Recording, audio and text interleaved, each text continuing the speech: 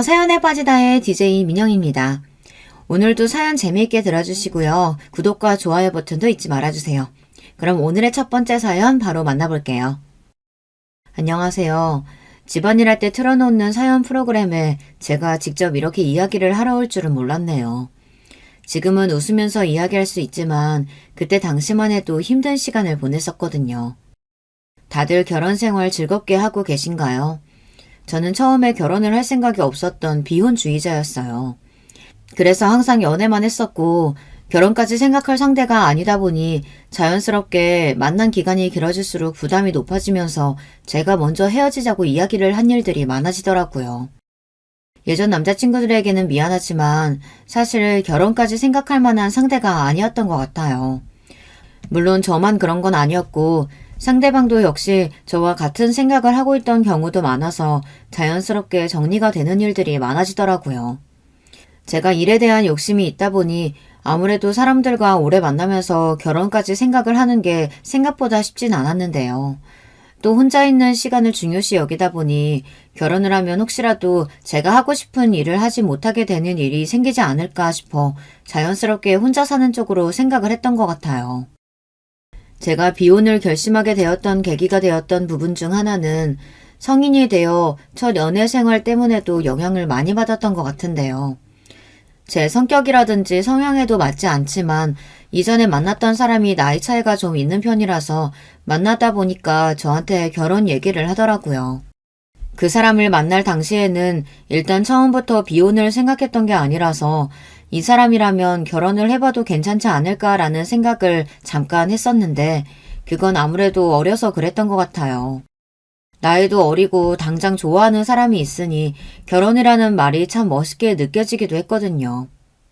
실제로 저희 부모님이 사이가 좋으신 편이라서 그런지 결혼에 대한 거부감이 있는 편은 아니었는데 남자네 부모님을 만나고 나서 아예 생각이 달라졌던 부분들이 있었어요. 나이가 어리다 보니까 자연스럽게 저한테 말을 놓으시는 건 그럴 수 있다고 생각하지만 저희 집안이라든지 제 학업에 관련해서도 궁금한 점이 많으시더라고요. 또 결혼을 하면 바로 전업주부가 되어서 밥을 해서 먹여야 한다는 이야기를 듣고 나서 그때 정신을 차릴 수 있었어요. 초반에는 이 관계가 끊어지면 모든 것이 무너질 것 같아서 결혼을 해야 하나라는 생각이 들었지만 다행히 주변 친구들 덕분에 바로 막을 수 있었는데요. 단순히 좋아하는 마음을 가지고 하는 것이 아니라 이 사람과 평생 살아야 하는 것이기 때문에 세밀하게 살펴야 할 부분들이 많더라고요. 그 이후로는 결혼이 더 어렵게 느껴지기도 했고 뭔가 시댁이라는 존재가 생기면 억압을 받는 느낌을 받을 수 있을 것 같아 그것도 별로였어요. 물론 막대하시는 분들이 많이 없겠지만 뭔가 다른 가정과 가족이 된다는 것 자체가 저에게는 조금 어려운 부분이더라고요. 결혼을 한다는 게 싫었던 건 아니지만 결혼을 하고 나면 신경을 써야 할 부분들이 더 많아지다 보니 귀찮았던 부분들도 있어서 그때부터 연애를 쭉 이어서 했던 것 같아요. 지금이야 많은 분들이 30이 넘어서 40살이 될 때까지 결혼을 안 하시는 분들이 많지만 제가 20대 때만 해도 결혼을 하지 못하면 주변에서 왜 안 하냐고 이야기를 하는 경우가 많았어요. 특히 부모님은 제가 결혼을 하길 계속해서 바라고 계셨거든요. 하지만 결혼 생활이라는 게 다들 잘 아시겠지만 결혼식만 하고 나서 끝이 아니라 결혼 생활을 어떻게 유지해 나가는지가 가장 중요한 거잖아요. 저도 결혼을 안 할 줄 알았는데 이렇게 사연을 보낸 것처럼 결혼을 한번 했었거든요. 결혼을 하면 저도 행복하게 살 줄 알았고 또 제가 생각이 없었는데 이 사람을 만나게 되면서 혼인신고를 하게 된 거라서 더 로망이 있었던 것도 사실이에요. 결혼에 대한 생각이 생기고 난 뒤에는 주변에도 물어보기 시작했는데요. 정말 좋은지 궁금해서 친한 친구들에게 물어봤는데 그 친구는 20살 초반에 비교적 이른 나이에 결혼을 해서 살고 있었거든요. 그래서 연락을 해서 제가 하고 있는 고민을 이야기할 수 있었어요. 결혼? 너가 결혼을 생각하고 있다고? 내가 잘 듣고 있는 게 맞는 거지? 맞다니까.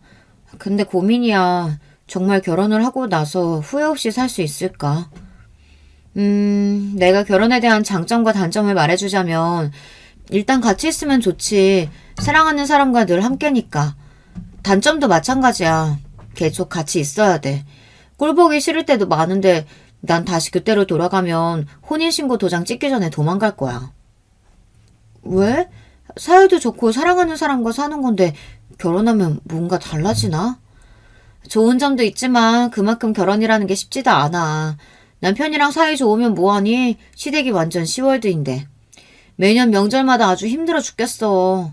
아직 애 없는 것도 계속 말씀하시는데 결혼이 단순하게 남편만 보고 할 건 아니거든. 그래? 나도 진지하게 생각을 해보는 게 좋겠다.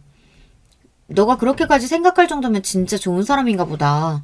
대학생활 내내 비혼주의라고 말하더니 이번에 시집가면 꼭 불러줘?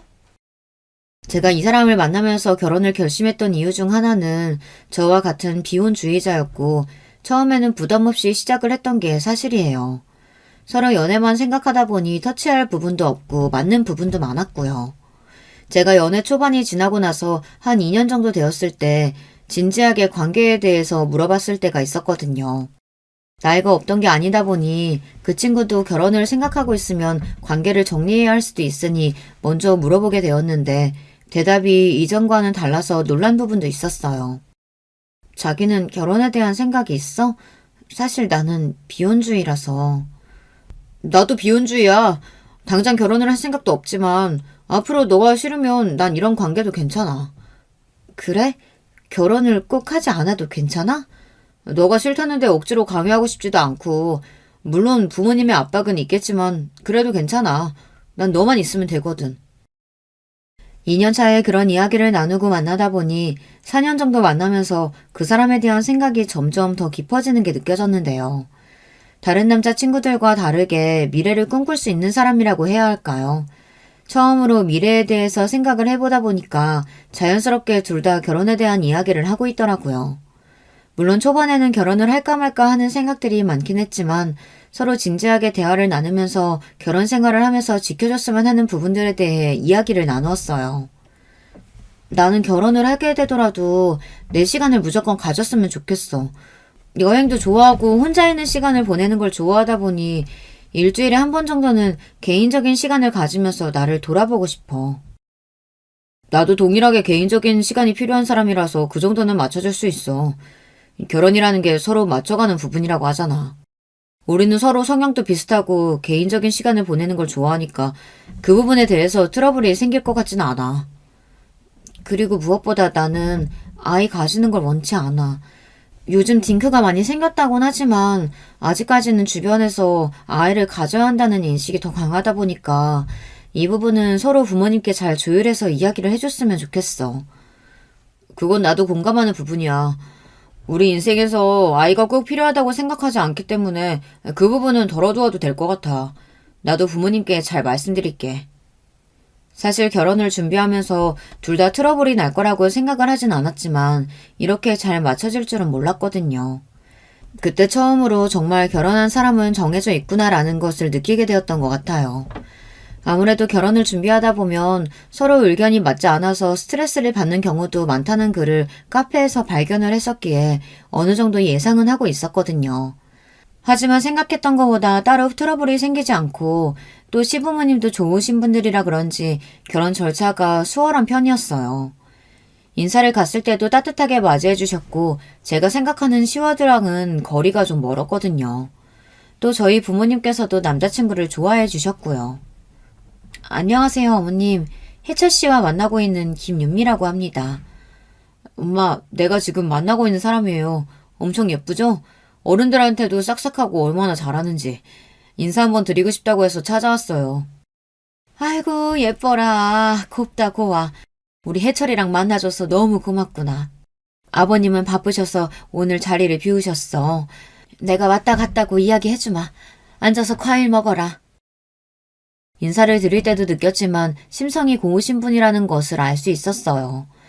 이후 아버님과도 만나봤는데 제가 알고 있던 시월드 느낌이랑은 너무 달라서 저는 시부모님을 잘 만났다고 생각이 들더라고요. 준비 과정에 있어서 서로 다툼이라든지 트러블이 크게 없다 보니까 항상 잔잔하게 관계를 이어나갈 수 있었는데요. 결혼을 한 뒤에도 잘 지내고 있었는데 남편이 되면서 뭔가 제 가족이 생겼다는 거에 대한 감정이 생각보다 좋더라고요. 그동안 왜 비혼을 생각했을까라는 생각이 들 정도로 이 사람이 든든하게 느껴졌고 또 제가 어려운 일이 있을 때 도움을 주다 보니까 자연스럽게 을지도 하게 되었던 것 같아요. 결혼을 하기 전에 서로 이야기했던 부분들은 꾸준하게 지켜나갈 수 있었는데 제가 어느 순간부터 남편이 의심되었던 부분은 개인적인 시간을 가지면서 그 시간만큼은 연락이 잘 안 된다는 것이었어요. 여기서 여러분들이 의아하실 수 있는 부분 중 하나가 원래 혼자만의 시간을 가지면 연락이 잘 안 되는 건 그럴 수 있다고 생각하실 수 있는데요. 제가 생각했던 것은 살짝 달랐어요. 개인적인 시간을 가지면서 기본적으로 어디를 간다고 이야기를 해주는 건 서로 간의 예의라는 생각을 했거든요.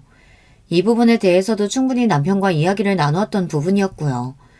근데 어느 순간부터 나가면 나간다고 이야기를 하고 장소가 어딘지 말도 안 해준 채 그냥 다녀와서 평소처럼 행동하는 걸 보니까 뭔가 여자의 촉이라고 해야 할까요? 싸한 느낌이 들어서 남편에게 먼저 물어봤어요. 자기야, 오늘은 어디 다녀왔어? 생각보다 늦었네. 아, 연락이 하나도 없길래. 아, 오늘 회사 사람들이랑 라운딩 하느라 바빴어. 골프 연습하다 보니까 요즘에는 골프 치러 다녀서 그런지 재미있어서 취미로 해도 괜찮겠더라고. 그래서 그런데 이번에 카드값도 좀 나올 것 같고 이래저래 상의할 게 많았는데 이제서야 말을 하네. 우리 둘 다 결혼 초반에 이야기했던 거 기억하지? 개인적인 시간 지켜주는 것도 좋지만 서로 어디 간다고 기본적인 연락은 하자. 오늘은 정말 바빠서 연락도 한 통 못했어. 다음부터는 제대로 연락 남기고 여보 걱정하는 일 없게 할게. 회사 사람들이랑 라운딩을 지겼다는 이야기를 들으니 사실 거기서 더 의심할 건 없었어요. 뭔가 찜찜하긴 했지만 그날은 그냥 넘어가기로 했죠. 저는 개인적으로 결혼 생활을 하면서 서로 기본적인 부분만 지켜주면 별다른 문제 없이 꾸준히 잘 살 수 있을 것 같았는데 하나 둘씩 삐걱거리는 게 생기다 보니까 저희도 부부싸움이라는 것을 할 수밖에 없었어요. 아예 안 싸우고 사는 건 말이 안 되고 서로 다른 생활을 오랫동안 하다 보니까 자연스럽게 부딪히는 부분이 있을 수밖에 없었는데요. 얼마 전에는 싸우면서 제가 감정이 격하게 올라오다 보니 결혼에 대해서 다시 생각을 해보게 되는 계기가 되기도 했던 것 같아요. 제가 워낙 자유롭게 지내던 사람이라 그런 것일 수도 있지만 그렇다고 안 맞추고 제멋대로 하는 건 없거든요. 저는 딱 지키기로 한 것만 지키면 되는데 그게 잘 안 되었던 게 불만이었어요. 그날도 남편이랑 저랑 정해진 개인 시간을 보내는 중이었는데 연락도 안 되고 전화도 받지 않으니까 저는 와이프로서 사실 걱정이 될 수밖에 없잖아요. 혹시 사고가 난 것은 아닐지 신경이 쓰이기도 하고요.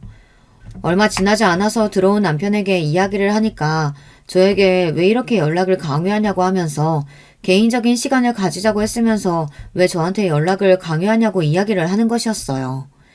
사실 저는 강요를 하는 게 아니라 저희가 초반에 정했던 그대로를 지키고 있는 것 뿐인데 괜히 민감하게 반응하는 남편이 이상하게 느껴졌어요.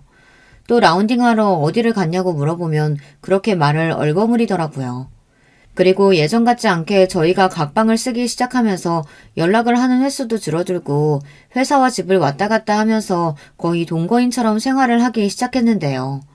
이럴 거면 결혼을 왜 했나 싶을 정도로 그냥 룸메이트랑 지내는 기분이 들더라고요. 뭔가 제가 바라던 결혼 생활이 안 되다 보니 자연스럽게 이 관계에 대해서 다시 생각을 해보게 되었는데요. 이 부분에 대해 친구랑 이야기를 하면서 어떻게 생각하는지에 대해서 물어봤거든요. 요즘에는 각방 쓰고 개인적인 시간 있는 날에는 거의 연락이 안 돼. 다녀오면 어디 갔다 왔냐고 물어보는데 항상 라운딩에 갔다고 하고 간혹 저녁까지 먹고 왔다고 하니까 그 뒤에 뭔가 더 물어볼 게 없더라고. 근데 내가 생각했을 때는 서로 개인적인 시간이 필요하다고 했잖아. 그럼 그 시간 안에만 개인적으로 할 거 하고 들어오면 되는 거 아닌가? 개인적인 시간이 말 그대로 내가 하고 싶은 걸 하는 건데 그 시간만큼은 방해가 되지 않았으면 하는 마음에 그런 걸 수도 있잖아. 근데 내가 처음부터 이런 거였으면 딱히 바라지 않았을 것 같은데 저번에는 사진도 찍어서 보내주고 저녁은 항상 나랑 같이 먹었기 때문에 이상하다고 느꼈던 것 같아. 그 부분은 조금 이상하긴 하네. 그렇다면 트렁크라든지 남편 블랙박스를 확인해보는 건 어때? 안 그래도 생각을 해봤는데 생각했던 것보다 그게 쉬운 건 아니야. 남편 차가 항상 집에 있는 것도 아니고 내가 잘 안 타고 다니다 보니까 정보를 모을 수가 없겠더라고. 물론 바람을 안 피는 걸 수도 있지만 내가 생각해봤을 때 지금 누군가가 있는 것 같아서 조금 불안하네. 친구는 저에게 만약 그런 일이 있다면 증거부터 모으는 게 좋다고 이야기를 했고 절대 감정적으로 나서서는 안 된다고 하더라고요. 한편으로는 지금 이렇게 생각하고 있는 것도 웃긴 게 정보가 있는 것도 아닌데 저만 되려 걱정을 하고 있는 건 아닌가라는 생각이 들었어요. 그리고 한동안은 또 잠잠하다가 남편이 이상하게 주말에 같이 시간을 내서 데이트나 하자고 이야기를 먼저 해주더라고요. 그래서 그날은 같이 시간을 보내게 되었는데 평상시처럼 너무 잘해주기도 하고 제가 괜한 걱정을 한 거라는 생각이 들었어요. 진짜 오랜만에 꽃다발도 받아봤는데 기분이 좋아졌어요. 웬일이야? 꽃다발까지 준비하고 오늘 너무 좋은데? 그동안 내가 잘 못해준 것 같아서 미안해서 그렇지. 여보, 내가 사랑하는 거 알지? 당연하지. 비혼이었지만 당신 만나고 진짜 내 편이 있으면 이런 기분이구나 하고 느끼게 됐잖아. 고마워요. 하지만 얼마 지나지 않아서 저에게는 충격적인 사건이 하나 벌어지게 되었는데요. 그 사건으로 인해서 그동안 남편의 행동에 대해 다시 생각해보는 계기가 되었어요. 평소와 같이 저는 퇴근하고 집에 와서 쉬고 있는데 친구에게 전화가 오더라고요. 연수야, 뭐 하고 있어? 웬일로 먼저 연락을 했대? 다른 게 아니고 지금 남편 집에 있어? 아니, 나 지금 남편 회식 갔다 그래서 혼자 있어. 그럼 지금 집 근처에 있는 사거리로 잠깐 나올래? 내가 확인을 해야 할 게 있어서. 친구의 말에 저도 준비를 하고 바로 사거리로 나갈 수 있었는데요. 급해서 남편에게는 이야기를 하지 못했어요. 친구를 만나고 나서 이야기를 하려고 생각하고 있었는데 친구를 만나자마자 충격적인 이야기를 들으면서 자연스럽게 연락은 나중에 하는 것이 좋겠더라고요. 지금 남편이 들어간 곳이 노래방인데 여자가 같이 있어서 내가 사진을 찍고 보내주는 것보다 네가 직접 확인하는 게 나을 것 같아서. 응? 남편은 이자카야라고 하던데. 아, 그래? 잘못 본 걸 수도 있으니까 내가 직접 보고 올게. 친구가 알려준 곳은 노래방 같은 곳인데 술집이 같이 운영되는 곳이었어요. 이런 곳은 처음 가보다 보니까 낯설기도 했는데 들어가 보니 직원분께서 안내를 해주시더라고요. 어서 오세요. 혹시 일행 있으신가요? 아, 안에 회사 사람들이 있어서요. 혹시 방금 전 들어온 사람들 어디로 갔나요? 아, 그렇다면 4번 방으로 가보시겠어요? 커플분들 말고 회사에서 오신 거죠? 네, 감사합니다. 카운터 직원분께서 안내해주신 3번으로 가보니 방 안에서는 회식을 즐기고 있는 사람들이 있었어요. 그래서 남편도 거기 있나 둘러보고 있는데 제 귀에 익숙한 목소리가 들리더라고요. 괜찮다니까. 오늘 늦게 들어간다고 미리 얘기해놔서 시간 많아. 그래도 이렇게까지 늦게 들어가면 마누라가 뭐라고 안 해? 나야 좋지만 오빠 힘들까봐 그러지. 우리 와이프 11시만 되면 바로 잠에 골아 떨어지는 사람이야. 그래서 내가 늦게 들어가도 언제 들어왔는지도 기억도 못해. 미리 연락해두면 그때 들어온 줄 안다니까? 그래도 그렇지. 그렇다고 이렇게 일찍 나 찾아오면 어떡해. 나 지금 일하고 있는데. 보고 싶은 걸 어떡해. 오늘 퇴근하고 같이 있자. 기다리고 있을게. 저도 모르게 몸을 숨기고 이 대화를 듣게 되었는데 틀림없이 남편 목소리였어요. 술집을 다니면서 이러고 있는 줄은 몰랐는데 생각보다 엄청 충격적이더라고요. 여러분들은 그 뒤에 제가 상황을 뒤집었을 거라고 생각하시나요? 답답하다고 느낄 수 있겠지만 저는 그날 한마디도 못하고 다시 집으로 돌아와서 친구에게 맞는 것 같다고도 말도 못하고 혼자 끙끙거리면서 시간을 보냈어요. 심지어 그날은 잠도 안 와서 늦게 들어오는 남편이랑 바로 마주할 수 있었는데요. 그래도 입이 떨어지지 않아서 어떻게 해야 할지 고민이더라고요. 여보, 안 자고 있었네? 시간도 늦었는데 얼른 자야지. 나 생각보다 회식이 늦어져서 늦게 도착했어. 카톡에는 이미 집에 들어왔다고 하던데 무슨 소리야? 아, 카톡. 내가 그때 잘못 보냈었나 보다. 오늘 술을 좀 많이 했거든. 지금 정신이 드네.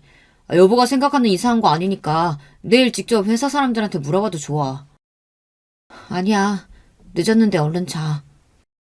뻔뻔하게 거짓말을 하는 남편을 보니까 마음이 더 안 좋아졌어요. 특히 제가 남편을 사랑하고 있다는 것을 저는 알고 있었기 때문에 이 폭탄을 터뜨리기가 더 힘들더라고요. 저만 참으면 이 결혼 생활이 유지가 되는 건 문제가 되지 않을 것 같았고 바람이라는 사실을 알게 되긴 했지만 제가 대화 내용을 들었을 때 거기에 종사하시는 분이라서 깊은 관계는 아닌 것 같았어요. 물론 멍청하다고 생각하실 수 있어요. 그런 대화를 듣고 나서도 아닐 거라고 생각하는 제 감정을 이해하시기는 어렵겠죠. 하지만 사랑하시는 분들이라면 아실 거예요. 이런 부분들까지도 제가 어떻게든 잊고 살아가면 괜찮을 거라고 생각했어요. 근데 제가 생각했던 것과는 달리 상황이 흘러가면서 점점 더 결혼 생활에 대해 깊이 생각해보는 계기가 되었는데요. 처음 알았을 때는 남편이 힘든 것을 그런 유흥에 푸는 것이라고 생각하고 있었거든요. 더 파고들어 보니까 단순하게 술을 먹고 푸는 게 아니라 이 여자 저 여자 만나면서 술집을 많이 다니는 것 같았어요.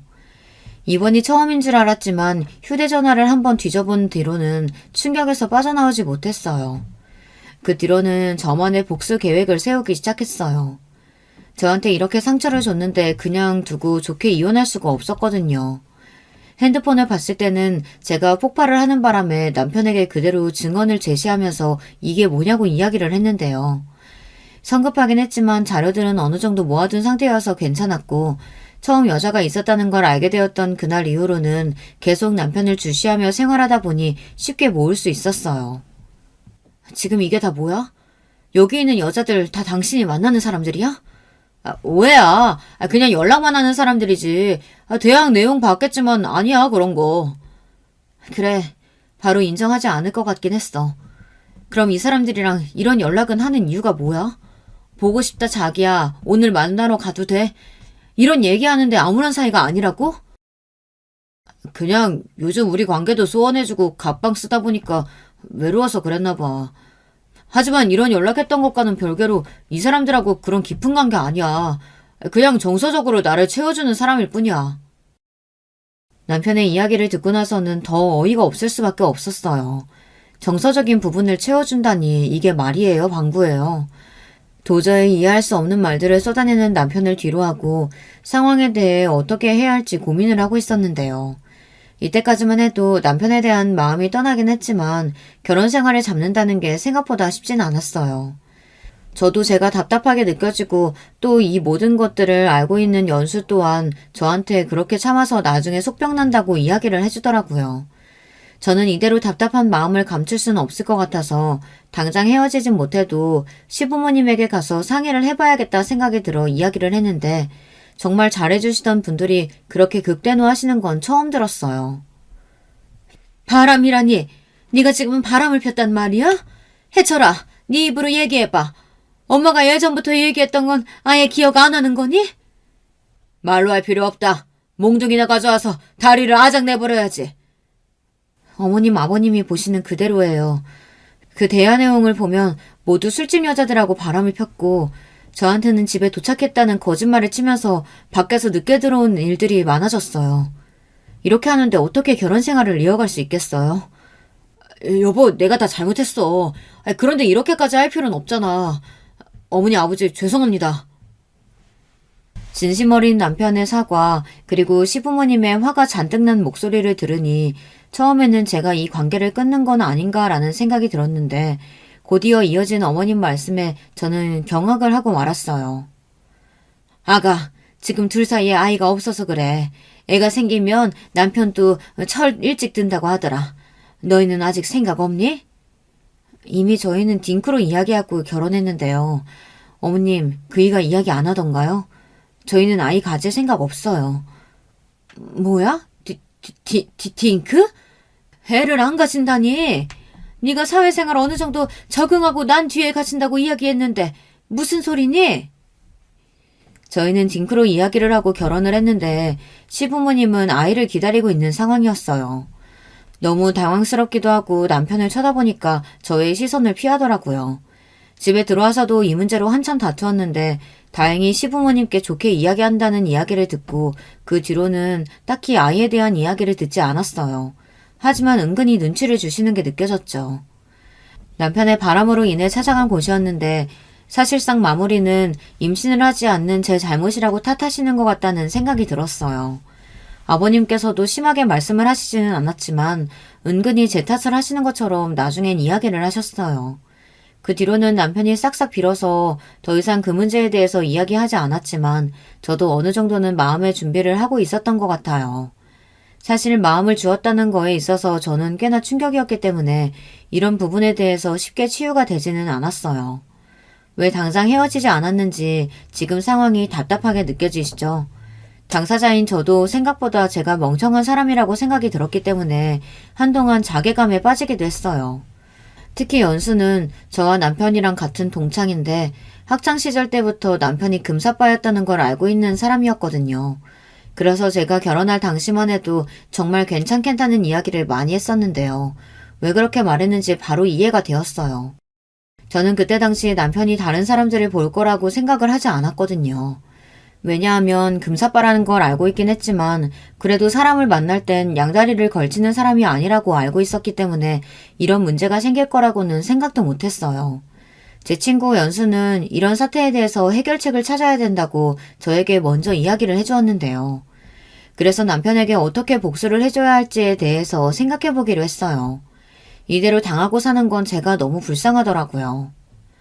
이대로라면 내가 억울해서 이렇게 결혼 생활 끝내줄 수 없어. 소송을 걸든지 아니면 재산이라도 받고 끝내야 할 것 같은데 어떻게 해야 되지? 잘 생각해봐. 이때는 감정적으로 나가면 안 돼. 증거도 충분히 보고 또 이혼을 순순히 해주면 그냥 자유를 누리게 해주는 꼴하고 다르지 않아. 그니까 어떻게 하면 남편에게서 자산도 받고 또 이혼을 할 수 있을까? 근데 문제는 내가 그 사람을 자꾸 이해해보려고 해. 얼마나 힘들었으면 그랬을까 싶기도 하고 내가 살가운 편이 아니다 보니까 애교 많은 여자들이 끌렸을 수도 있잖아. 또 답답한 소리 한다. 네가 그래서 안 되는 거야. 그걸 아니까 걔가 더 너한테 그렇게 대하는 거라고. 답답하다. 정말 이혼을 하고 싶은 건지 어쩌고 싶은 건지 나도 마음이 잘 안 잡히는 것 같아. 답답해할 수는 있지만 일단 제 마음을 정확하게 정하는 것이 우선이라는 친구의 말이 위로가 되었는데요. 그리고 얼마 지나지 않아 저는 다시 마음을 다잡고 남편과의 이혼을 생각하게 되었어요.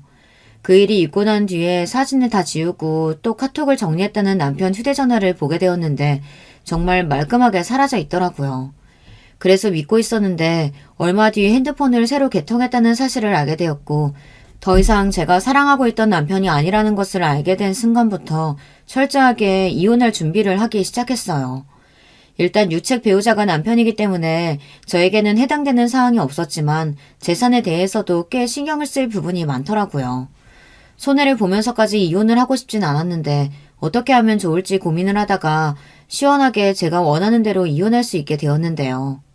때는 동창회를 한다고 연락을 받았을 때였는데 둘 다 같은 학교에 나오다 보니까 겹치는 친구들이 많았거든요. 그래서 같이 가기로 하고 그날을 기다리고 있었는데 문득 그때 남편이 정말 좋아했던 여자애 하나가 생각이 났어요.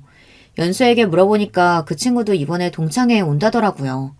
처음에는 별다른 일 있겠느냐는 생각이 들었는데 곧이어 제 머릿속에서 굉장히 기가 막힌 아이디어가 하나 떠올랐어요. 플랜을 세우고 난 뒤에 찾아갔는데 동창회 당일 반가운 얼굴들을 만날 수 있어서 좋았는데요.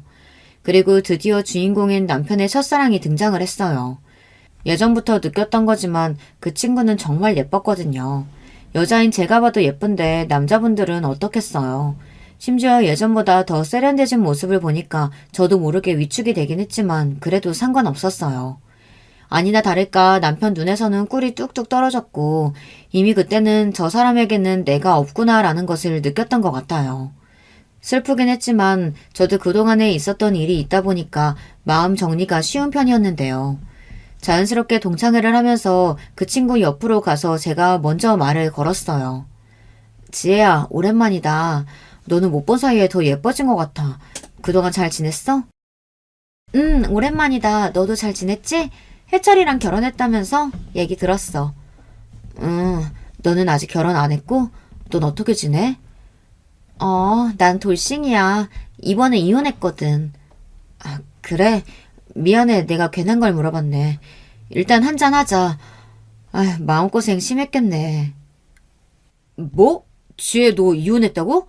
그런 소식은 못 들었는데 언제? 왜?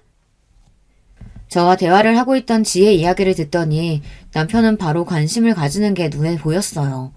그래도 아직 이혼을 한 게 아닌데 이렇게 여자한테 관심을 가지는 모습을 보니까 좀 정이 떨어지더라고요. 물론 남들이 봤을 때는 친한 친구를 오랜만에 만나서 반가워서 그런 거라고 생각할 수 있겠지만 저는 남편이랑 몇 년을 넘게 생활을 하다 보니까 눈만 봐도 어떤 말을 하고 있는지 알 수 있었거든요. 저를 처음 꼬실 때 했던 눈빛과 행동들, 그것들을 다 기억하고 있는데 그대로 지혜한테 하는 모습을 보니까 제가 생각했던 것보다 남편은 더 쓰레기일 수도 있겠다는 생각이 들었어요. 그 뒤로 저는 남편이랑 같이 집에 귀가하면서 괜히 지혜 이야기를 꺼내면서 남편을 떠봤는데요. 지혜 조금 안타깝지 않아? 그렇게 예쁘고 고운데 돌싱이라니. 우리 나이도 얼마 되지 않았잖아. 그러게. 나도 참 걱정이다. 걔가 그렇게 살고 있을 줄은 몰랐어. 혹시 여보가 아직 지혜에 대해 마음을 품고 있는 건 아니지? 무슨 소리야. 내가 잘못은 하긴 했지만 나 그래도 당신밖에 없단 말이야. 그동안 내가 잘못한 부분들 때문에 오해할 수 있긴 한데 그런 거 전혀 아니야. 저는 남편의 말을 믿을 수 있었을까요? 전혀 믿지 못했죠. 그동안 행실이 있다 보니까 저도 어느 정도는 마음의 준비를 하고 있었거든요. 그래도 남편이 아무런 감정이 없다고 하니까 처음에는 그 말을 살짝 믿긴 했어요. 하지만 얼마 지나지 않아서 그건 착각이었다는 걸 바로 느낄 수 있었는데요. 평상시보다 퇴근이 늦어지는 것은 물론 휴대전화로 누구와 그렇게 연락을 하는지 계속 카톡을 붙들고 있는 걸 보니까 저는 그때 느낄 수 있었어요. 또 지혜란 친구와 바람이 난 거구나 싶어서 친구들에게 보여주기 위해 핸드폰을 보려다가 남편에게 딱 걸리고 말았죠. 솔직히 말해. 지금 연락하는 사람 누구야? 별거 아니야. 그냥 연락하는 친구. 혹시 그 친구가 지혜야? 그래. 이렇게 된 거 그냥 당신한테 솔직하게 이야기할게.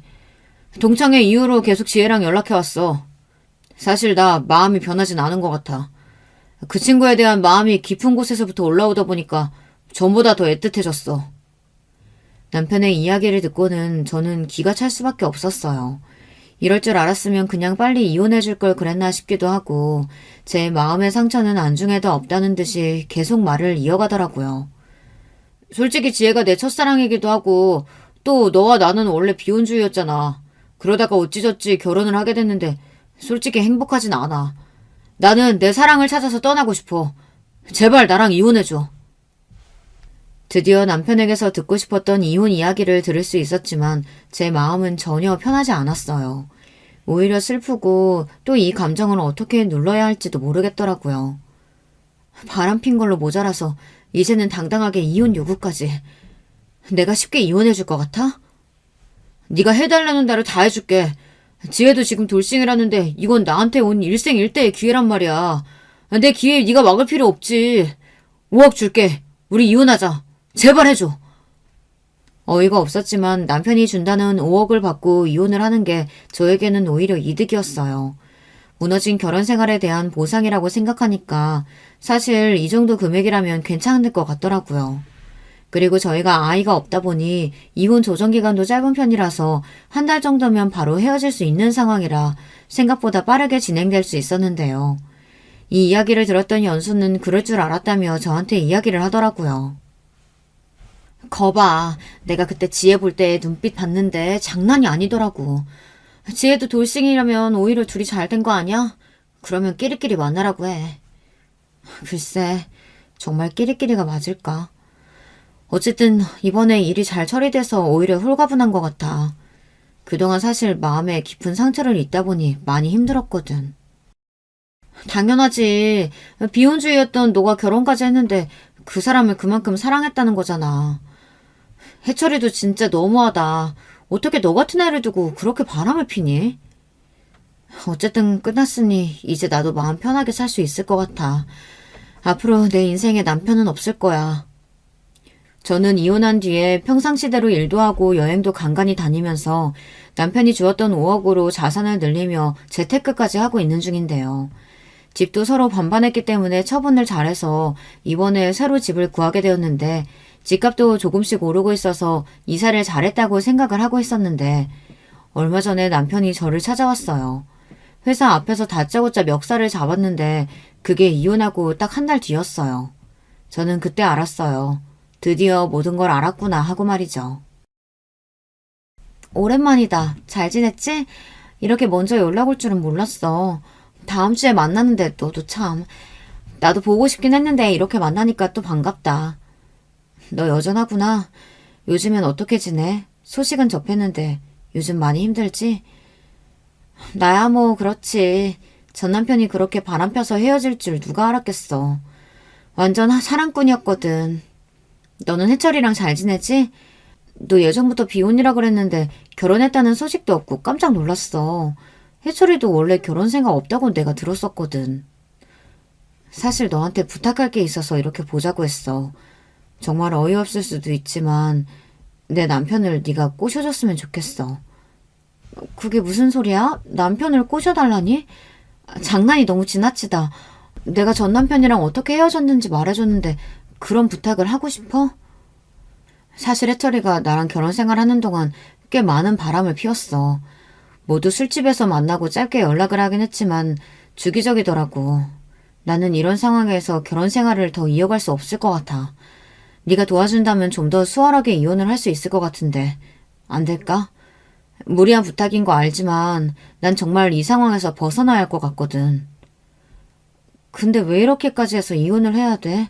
그럼 그동안 모아둔 자료 있으니까 그걸로 이혼하면 되잖아. 지금은 해철이가 이상하게 나를 옆에 두려고 해.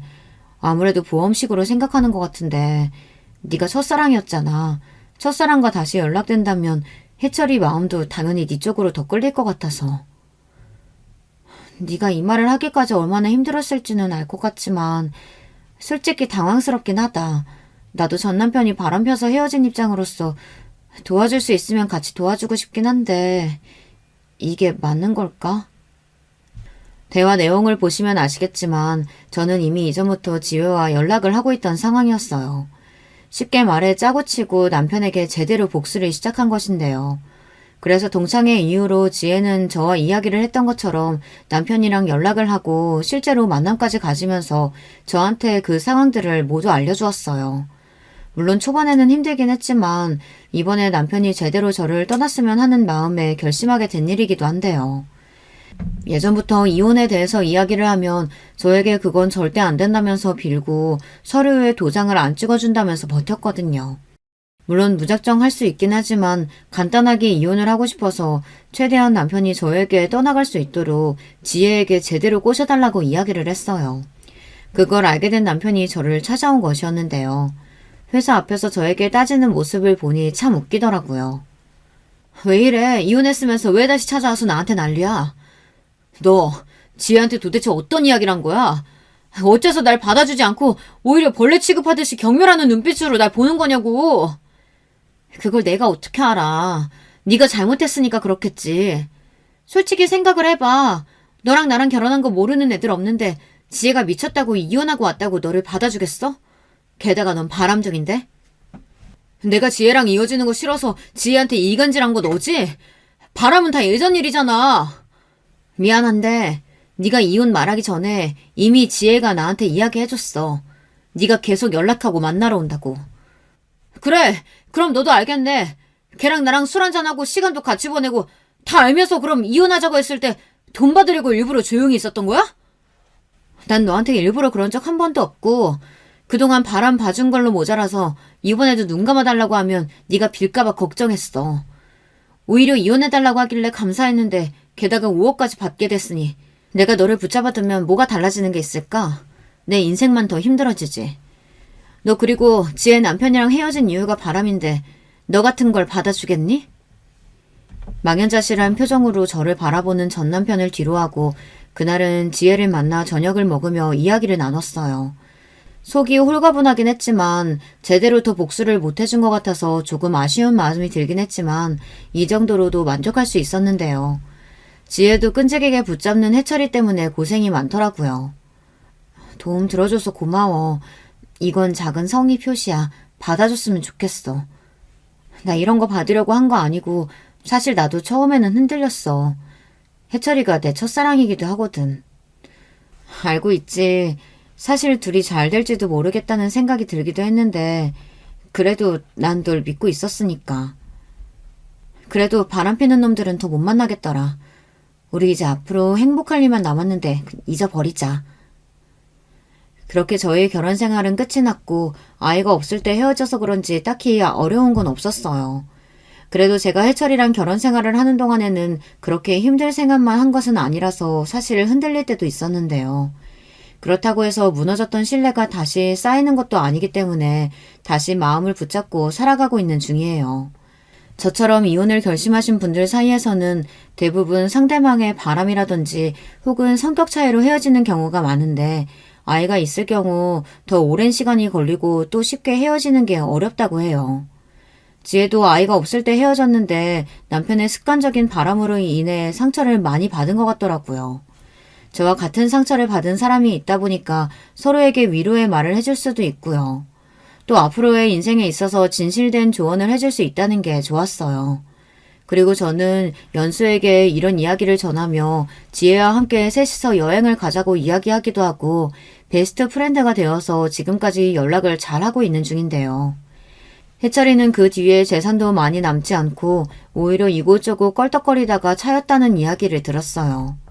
지금 생각해보면 초반에 저를 진심으로 사랑해주었던 해철이가 그립긴 하지만 왜 이렇게까지 변했는지 정말 이해할 수 없는 부분 중 하나예요.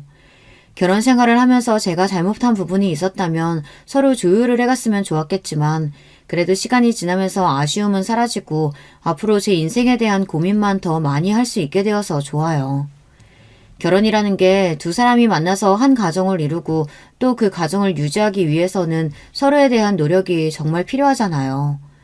전 남편의 외도를 알았을 때 저도 나름대로 남편에게 더 살갑게 굴려고 노력하고 했지만 그 끝이 이런 거라서 살짝 안타까운 마음이 있는 것 같아요. 처음에 이혼을 한다고 엄마 아빠께 말씀드렸을 때 그 두 분의 표정이 아직도 잊혀지지 않고 있는데요. 김서방이 그럴 리 없다고 말씀을 하시길래 그동안 제가 보았던 정보를 전해드렸는데 꽤 충격을 받으신 듯해요. 그 뒤로는 같이 다시 잘 살아봐라 라든지 다시 이야기를 해봐라는 말씀 없이 딱 잘라서 혼자서도 잘 살라고 해주시니 든든해요. 여러분이 보시기에는 제가 한 복수가 선곡인 것 같나요?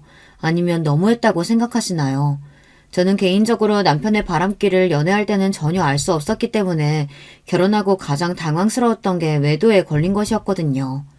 게다가 술집을 다니면서 종업원 분들이랑만 만나니까 실질적으로 직장이라든지 친구 사이에서는 이성적인 문제가 없는 사람이라서 제가 그동안 잘 몰랐었을 수도 있겠다는 생각이 들었어요. 지금이라도 알아서 제 인생을 다시 되찾은 것 같다는 생각에 요즘에는 다시 제 생활에 집중하면서 살아가고 있는 중이에요. 그래도 남편이 있을 때와 없을 때를 비교해서 봤을 때는 한 번은 더 해볼 만한 것 같다는 생각이 들었어요. 결혼을 한번 해보고 나니까 주변에 왜 사람들이 결혼해서 아이를 낳고 가정을 꾸리는지에 대해서 이해를 할 수 있었거든요.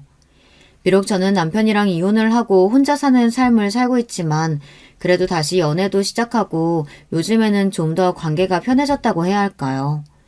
다시 결혼을 할 생각은 지금은 당연히 없지만 앞으로도 생각이 달라질 수 있겠다는 마음은 있는 것 같아요. 사실 복수가 이렇게 빨리 끝날 줄은 몰랐는데 더 질척거릴 것 같았던 전 남편도 이제 연락을 주지 않고 깔끔하게 끝나서 서류 정리까지 오랜 시간이 걸리지 않아서 더 홀가분한 것 같아요. 요즘에는 외도를 하시는 분들이 많다는 것을 사연을 통해서 알 수 있었는데 직접 겪어보니까 감정적으로 느껴지는 허탈함이 가장 큰 편인 것 같다는 생각이 드는데요. 아이가 있으신 분들은 대부분 참고 이혼을 안 하신다고 하는데 아무리 아이 때문이라지만 정말 대단하게 느껴지기도 하고 저도 애가 있었으면 달라졌을까라는 생각이 들기도 해요. 아무래도 한 번 걸린 게 아니다 보니 저는 마음을 정리할 수밖에 없었지만 정말 실수로 그런 것이라면 한 번쯤은 봐주지 않을까라는 상상도 해보기도 해요. 제가 그만큼 좋아하기도 했기 때문에 초반에 좀 답답하게 굴었던 것도 있었는데요.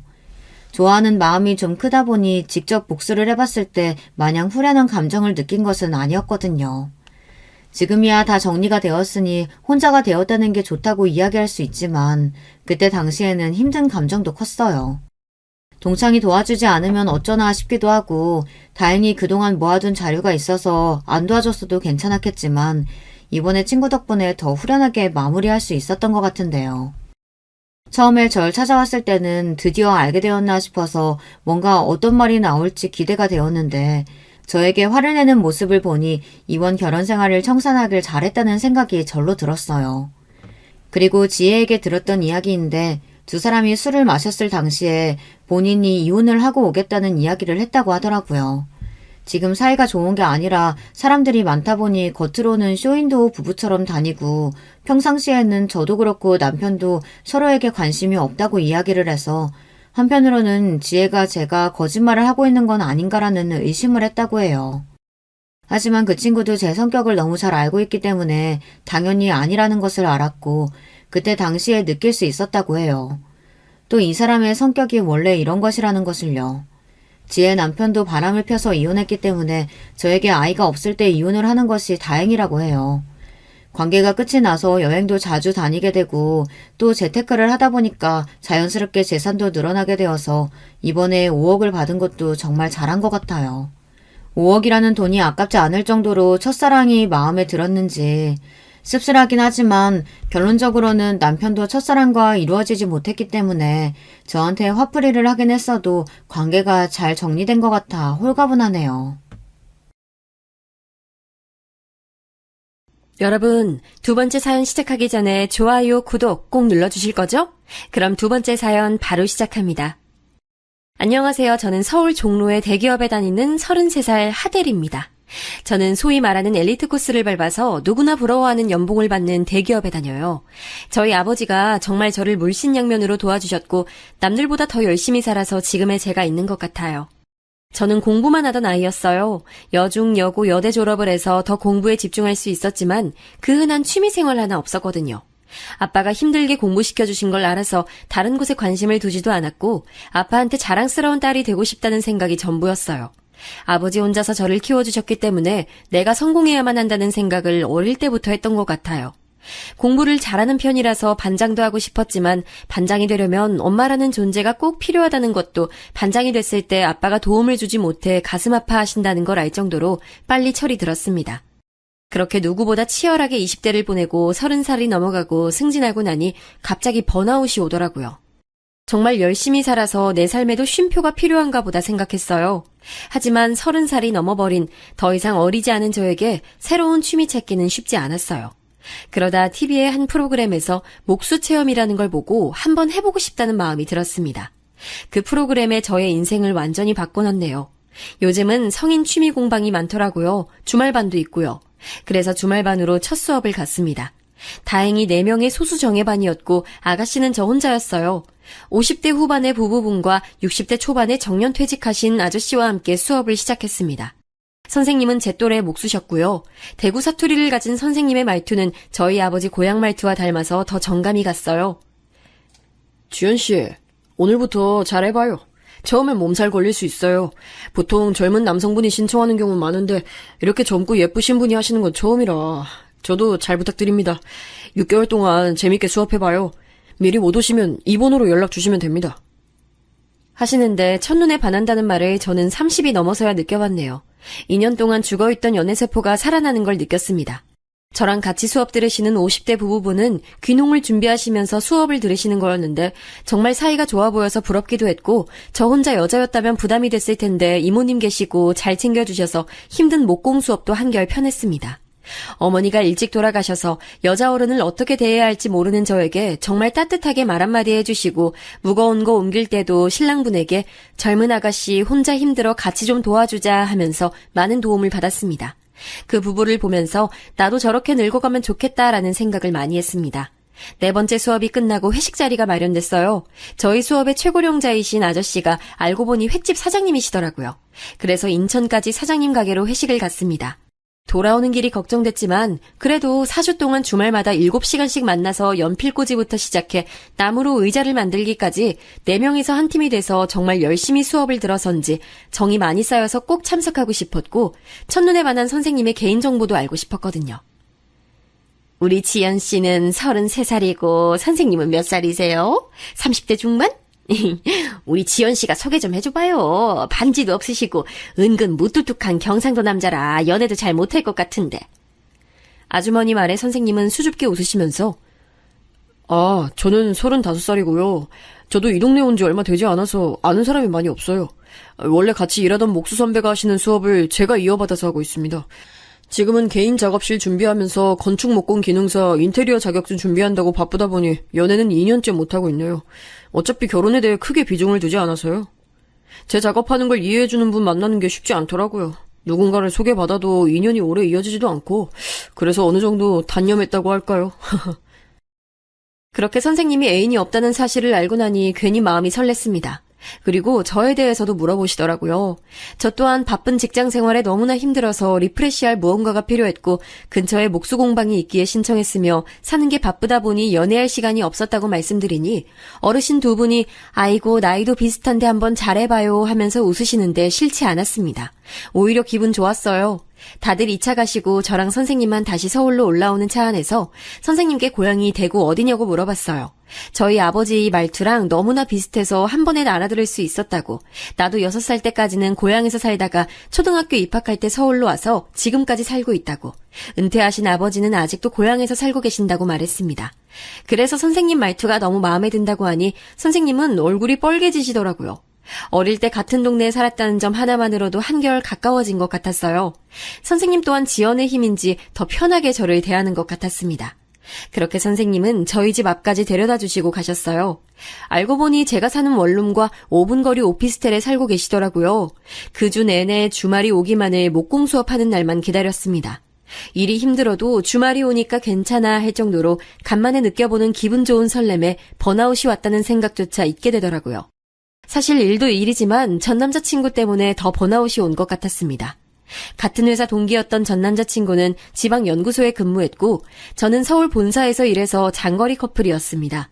그러다 신공장 건설로 인해 중국으로 2년 파견 근무를 가게 됐고 거기서 바람이 나서 정말 저에게 충격을 줬던 놈이죠. 저희 관계를 알던 몇 명의 동기들이 제 승진 축하주 사는 날에 알려줘서 남자친구의 바람을 알게 됐습니다. 승진 준비하느라 바쁜 너에게 괜히 알려줘서 승진까지 놓칠까봐 이제야 얘기한다며 그렇다고 연구소에서는 남자친구의 연애 소식을 다들 아름아름 알고 있는데 혼자 모르는 건 아닌 것 같다고.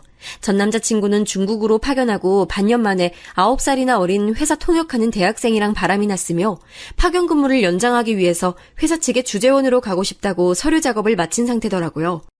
그러면서 저에게는 늘 한국에 내가 들어갈게 너무 보고 싶다 매일 널 생각한다 난 너밖에 없다 사랑한다 라고 했고요.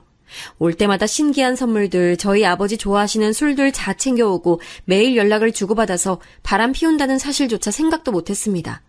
거기에 저희는 다음 달에 부모님께 인사드리러 가기로 약속한 상태였습니다. 중국으로 가기 전 결혼하자면서 프로포즈도 한 상황이었습니다. 평생을 웃게 해주겠다. 우리 같이 재밌게 살자고 편지까지 써준 남자친구였는데 모든 게 부질없고 정말 사람에 대한 환멸이 났습니다. 네가 어떻게 그럴 수가 있어? 9살이나 어린 여자랑 노니까 세상 행복해 보이지. 언제까지 속이려고 했니? 널 믿고 매일 사랑한다고 하는 내가 얼마나 웃겼니? 이래놓고 다음 달에 어머니 뵈러 가자고? 나한테 무슨 생각으로 말한 거야? 내가 그렇게 우스워? 안 들킬 거라 생각했어? 다시는 연락하지 말고 본사 쪽으로 자리 옮길 생각도 하지 마라. 너 내 눈에 띄면 가만두지 않을 거야. 내 인생 걸어서 너 망하게 할 거야. 내가 그 누구보다 독한 거 잘 알지? 내 눈에 눈물 흘린 만큼 너한테 복수할 거니까 눈에 띄지 마. 알았지? 평생 보지 말자. 아, 중국 주재원 간다고? 평생 중국에서 살아. 그러자 남자친구는 긴 한숨을 쉬며 야, 나라고 마음이 편했을 것 같아? 우리 만나면 늘 회사 얘기한다고 웃으면서 얘기한 적이 언제였는지 기억이나 나? 아이 그래 인정할게. 새롭게 누군가 만나니까 신선해서 기분 좋았어. 아이 설레는 것도 좋았고. 근데 딱 거기까지 감정인 거지. 이 사람이랑 결혼을 하겠다거나 그런 거 아니야. 9살이나 어린애랑 무슨 미래를 꿈꾸겠어. 아이, 내가 돌아갈 곳은 너뿐인 거 알잖아. 너 정말 이런 일로 헤어질 거야? 정리할게. 정리할 거야. 그러니까 한 번만 봐주면 안 돼? 아니, 나뿐만 아니라 남자들 해외 출장 오면 다들 다른 여자랑 저렇게 놀다가 헤어지고 그래. 정말 내가 네가 싫어서 헤어지려고 걔랑 만난 거 아니야. 아 그냥 정말 그냥 만난 거야. 라며 변명 아닌 변명을 했습니다. 또한 제 핑계를 대면서 중국 주재원 원서 넣은 거는 여기서 승진이 더 잘 될 것 같으니까 저는 승진했는데 본인은 못하니 부담이 되었답니다. 정말 어이가 없었고 이런 자격지심을 가진 남자라니 한숨만 나왔습니다. 거기에 남자는 원래 그런 동물이다며 자꾸 저한테 모든 남자는 몸이 멀어지면 한 번씩 실수한다고 가스라이팅을 하는데 정말 기가 찼습니다. 정말 모든 남자는 그런 걸까요? 저는 단호하게 헤어짐을 고했습니다. 바람 피운 놈은 또 피운다는 속설을 믿기도 했고 미안하고 울고불고 사과하는 모습이 아니라 비겁하게 구는 남친의 모습을 보니 정이 떨어져서 더 이상 사귈 수가 없었습니다. 나 너랑 다시 만날 생각 없어. 자꾸 연락하면 중국 주재원 팀장님이 우리 학교 선배고 나랑 정말 친한 분이라는 거 알지? 너 이런 거 다 소문나게 할 거야. 너도 그런 거 바라지 않잖아. 다신 보지 말자. 전화도 메신저도 보내지 마. 하면서 끊고 나니 정말 사랑이라는 게 뭔지 2년이라는 세월 동안 우리가 나눈 시간은 어느 순간 다 쓸모없는 시간이 됐더라고요. 결혼을 약속하던 우리는 한순간에 남이 되었습니다. 제 마음도 마음이지만 그 친구가 저희 아빠에게도 참 잘했거든요. 엄마 없이 혼자 절 키우시면서 많이 외로운 우리 아빠 낚시 친구도 돼주고 술 친구도 돼주어서 사랑하는 마음보단 고마운 마음이 더 컸었는데 이렇게 배신을 당하고 나니 내 마음만큼 아플 아빠를 생각하니 더 용서가 되지 않았습니다. 제 결혼 조건 중 가장 중요한 것이 바로 우리 아빠에게 아들 같은 사위가 될 수 있는 남자였습니다. 가족이라곤 아빠랑 둘뿐이라서 저도 딸 같은 며느리가 돼야겠지만 정말 아빠랑 취미도 비슷하고 살갑게 아빠에게 다가갈 수 있는 남자를 원했습니다. 아빠가 30년이라는 세월을 힘들 때마다 저를 보면서 힘을 내셨던 아빠에게 제가 해드릴 수 있는 제일 큰 효도가 바로 가족을 만들어주는 거라 생각했습니다. 그래서 남자친구의 배신이 더 상처가 컸습니다. 저희 아빠에게 잘했던 남자라 결혼까지 할 거라 믿어 의심치 않았거든요. 하지만 직장생활 해보신 분들 아시죠? 아직도 이런 소문이 나면 여자 쪽이 훨씬 더 뒷소문이 안 좋게 난다는 걸. 그래서 최대한 아무렇지 않은 척했고 더 회사 일에 매달리다 보니 번아웃이 온 거였어요. 아빠에게도 일이 바빠서 헤어졌다고 말하고 절대 그 사람에게 연락하지 말라 했습니다. 딸 마음은 누구보다 빨리 눈치채는 우리 아빠는 아마 제가 말 안 해도 눈치챘을 겁니다. 그렇게 2년이라는 시간이 지났고 새로운 사람이 마음에 들어왔습니다. 저 또한 이렇게 누군가를 첫눈에 반해본 적도 이렇게 빨리 마음이 간 적도 없어서 당황했습니다. 하지만 다시 누군가를 사랑할 수 있다는 게 기적처럼 느껴져서 그 설렘조차 기분 좋게 느껴지더라고요. 주말이 찾아왔습니다. 코로나 바이러스가 한창 기승을 부릴 때였어요. 같이 수업을 듣는 부부분도 횟집 사장님도 자가격리를 하셔서 주말 동안 선생님이랑 둘이서 공방에서 작업을 했습니다. 지연 씨랑 둘이서 작업하니 음악 틀어놓고 저희 천천히 진도 나갈까요? 평소 만들고 싶었던 디자인이 있으시면 말씀해 주세요. 같이 점심을 먹고 작업을 하고 저녁을 먹고 집까지 데려다 주시고 주말 내도록 선생님 둘이서 데이트한 느낌이었습니다. 선생님이랑 이야기를 할수록 더 선생님께 끌렸고 선생님 또한 저에게 마음이 있는 것 같은데 먼저 선뜻 다가오지 않으시더라고요. 선생님, 제가 수업 끝날 때까지 기다리려고 했어요. 하지만 용기 내서 놓치지 않는 게 중요해진 나이인 것 같아요. 저는 선생님 말투도 좋고 저를 쳐다보는 눈빛도 좋고 선생님이 아니라 남자 김기석 씨에 대해 더 알고 싶어요. 선생님은 고민해 보시겠다고 하더라고요. 사실 저도 지연 씨에게 마음이 없는 건 아니에요. 다만 제가 아직 몫으로서 기반을 잡은 상태가 아니에요. 지연 씨는 상관없다고 하시겠지만 아직 그렇게 많은 돈을 벌 수가 없어요. 저도 젊은 나이도 아니고 30대 중반에 이렇게 설렐 수가 있다는 거 얼마나 힘든 일인지 저도 알고 있어요. 하지만 수업 끝나기 전에 우리 사이가 연인으로 확정짓는 건 아닌 것 같아요. 그러니 우리 시간을 두고 생각해봐요. 저 또한 지연 씨에게 호감이 있어요. 그 이상일 수도 있고요. 저를 좋게 봐주셔서 고맙습니다. 저는 선생님께 그럼 수업 끝나는 날까지 이렇게 썸을 타면서 서로 알아가 보자고 제안했고 선생님은 그날부터 저에게 선생님이 아닌 기석 씨가 됐습니다. 그렇게 한 달이 지난 어느 날이었어요. 이번 주 목공 수업은 그 다음 주로 보강해드리도록 하겠습니다. 죄송합니다. 라는 문자가 왔더라고요. 문자를 보자마자 연락했어요. 기석 씨 어디 아파요? 무슨 일 있는 거 아니죠? 갑자기 수업을 못한다고 하니 너무 걱정이 되어서. 저의 걱정 어린 카톡에 바로 연락이 오더라고요. 새로 들어가는 작업을 하다가 손가락이 골절돼서 아무래도 뼈가 붙는 2주 동안은 수업도 쉬는 것이 좋을 것 같아서 수업을 미룬 거라고, 너무 걱정하지 말라고, 이제 병원에서 집으로 가는 길이라며 웃으며 전화를 끊는 글을 보니 반찬이라도 해서 가져다주고 싶은 마음이 들었습니다. 혼자 살다 보면 아플 때 가장 많이 서러운 걸 자취해보신 분들은 아시죠?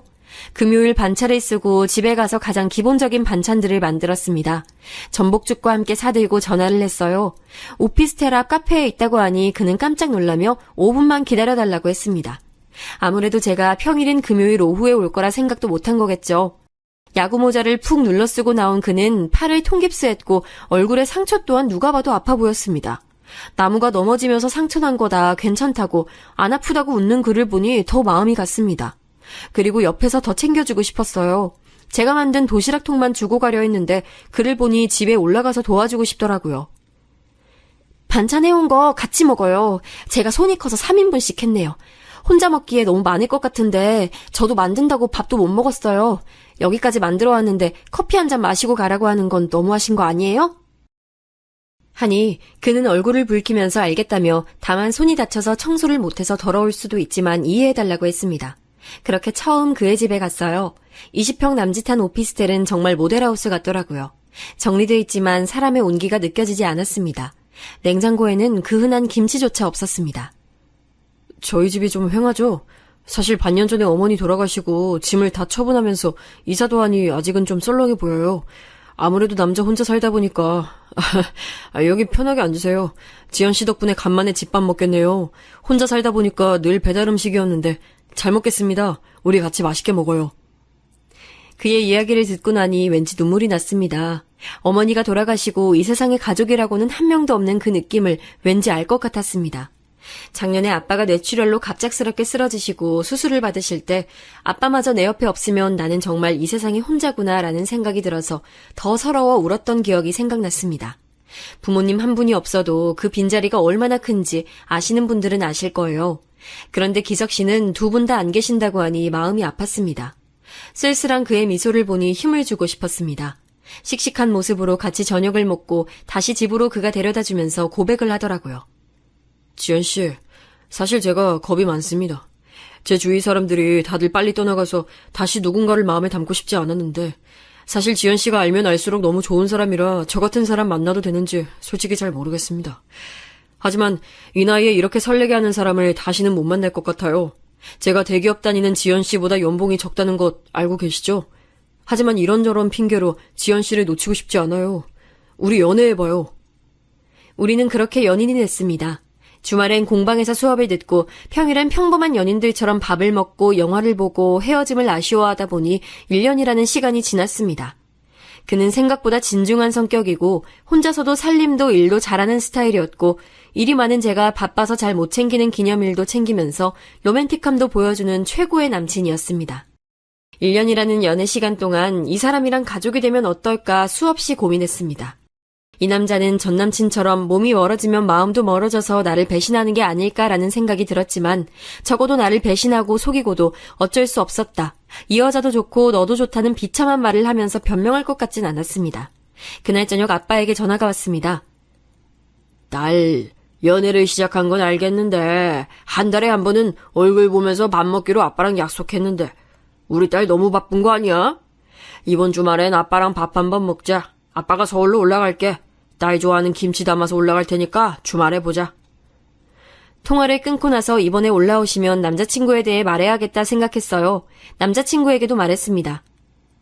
기석씨, 우리 엄마가 나 6살 때 돌아가시고 아빠가 공무원 하시면서 적은 월급에 힘들게 나 공부시키고 뒷바라지 해주셨어. 지금 생각해보면 아빠도 기석씨 나이에 혼자 되셨는데 지금까지 재혼 안 하시고 나 하나만 바라보면서 사신 분이라 나한텐 정말 소중한 부모님이야. 이번에 아빠 올라오시면 자기에 대해 말씀드리려고 해. 아마 내가 가장 사랑하는 사람이라고 하면 좋아하실 거야. 지연 씨가 그러고 싶으면 그렇게 해요. 전 괜찮아요.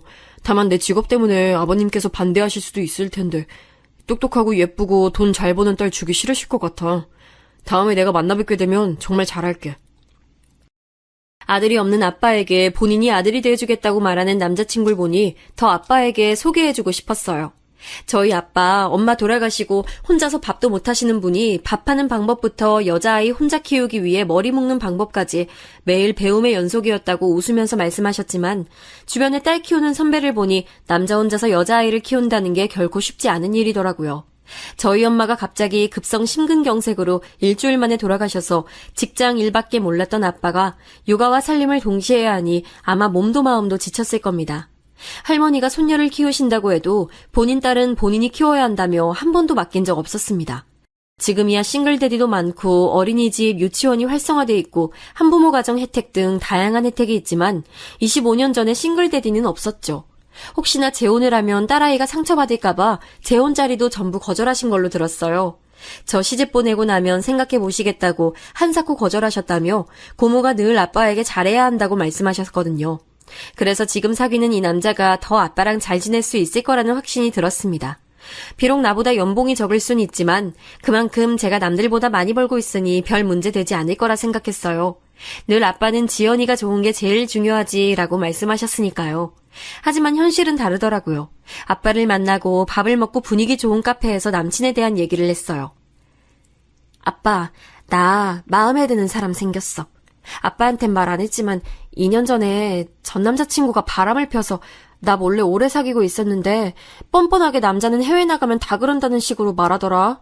그게 너무 상처가 돼서 평생 연애도 결혼도 안 하고 싶었거든? 그런데 취미생활 해보려고 한 목공 수업에서 지금 남친 만났어. 직업은 목수고 나보다 2살 많은 사람이야. 부모님은 작년에 돌아가셨고 지금 만난 지 1년 됐어. 아빠, 나 이 남자랑 결혼하고 싶어.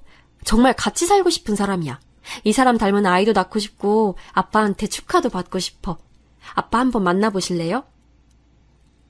나는 절대 그놈 안 만난다!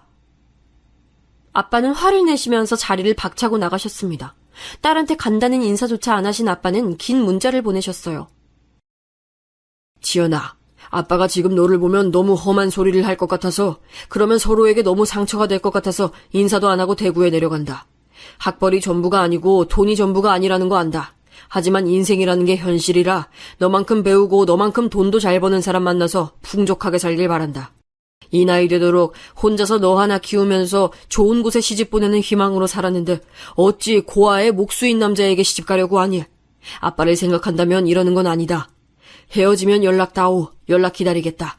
아빠가 이 세상 떠나는 날에 이 남자면 우리 딸을 맡겨도 된다는 생각이 드는 사람, 적어도 미래가 불투명한 사람은 아니었으면 좋겠네.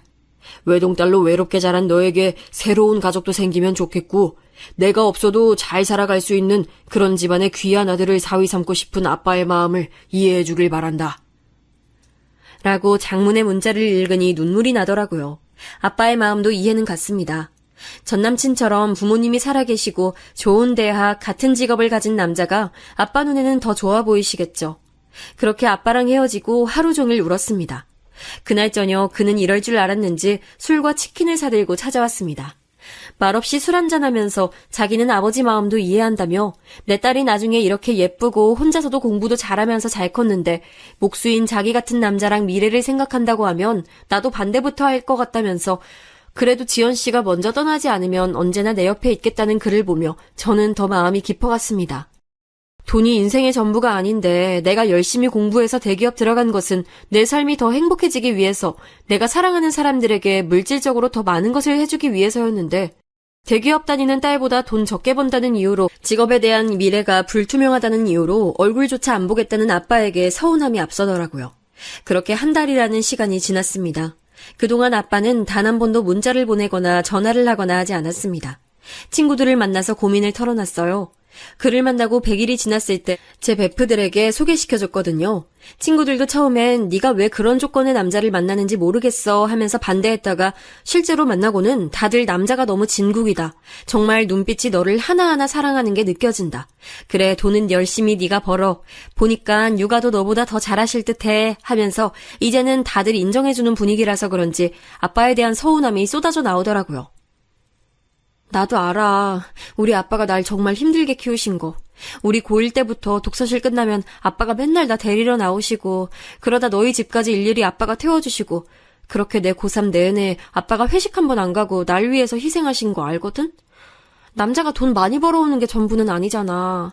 나만 사랑해주고 자기 일 열심히 하는 사람이고 지금 연봉이야 내가 높지만 목수야말로 안 잘리고 평생 일할 수 있는 전문적인 일이잖아.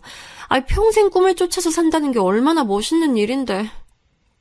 속마음을 털어놓을 수 있는 친구를 만나자 아빠에게 서운했던 말들이 쏟아져 나왔습니다.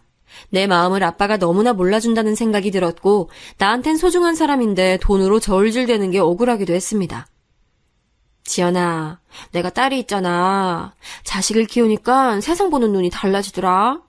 난 너네 아버지 마음 이해해. 하지만 여자로서 네 마음도 이해해. 이건 정답이 없는 것 같아. 조건 좋은 남자 만나서 잘 살 수 있지. 근데 조건 좋은 남자랑 사랑 없이 사는 게 행복할까? 그건 절대 아니라고 본다. 결혼은 현실이야. 정말 하나하나 맞춰가도 싸우는 일 많은데 그래도 사랑한 기억 가지고 살면서 늙어가는 건데. 난 결혼 찬성. 며칠 지나면 34살이고 그렇게 1살, 2살 더 나이 먹으면 이렇게 가슴 떨리게 사랑하는 감정 또한 늙어요. 일단 아버지 찾아가서 뵙는 걸 추천해. 자식 이기는 부모 없다고 하잖아. 친구들의 이야기를 듣고 나니 이렇게 연락을 하지 않은 채 무소식으로 아빠의 결정만을 기다리는 게 능사가 아니라는 생각이 들었습니다. 아빠를 직접 만나면 무엇이든 해결이 될 거라 생각이 들었습니다. 자식을 이기는 부모는 없다라는 말에 기대보고 싶었습니다. 이대로 아빠랑 멀어질 순 없었어요. 저한테 남자친구만큼 소중한 사람이 바로 아빠인데 마음이 멀어지는 것 같아서 너무나 속상했습니다. 다음 날 고모에게 전화 한 통이 왔습니다. 안 그래도 아빠의 안부가 걱정이 됐는데 고모 또한 저희 부녀가 걱정이 되셨겠죠. 지연아, 잘 지내지? 고모야. 얘기 대충 들었어. 너희 아빠 너무 속상해서 술 마시고 나한테 울면서 전화가 왔더라. 요즘 식사도 잘 안 하는지 지난주에 반찬 갖다 준 거 하나도 안 먹었어. 아빠가 너무 속상해서 밥이 안 넘어가시나 봐. 아빠가 빈속에 술만 먹으니까 너무 걱정이 돼서 전화를 했어. 밥도 안 먹고 고모 말은 안 들으니 지연이가 먼저 아빠한테 전화 한 통 해봐.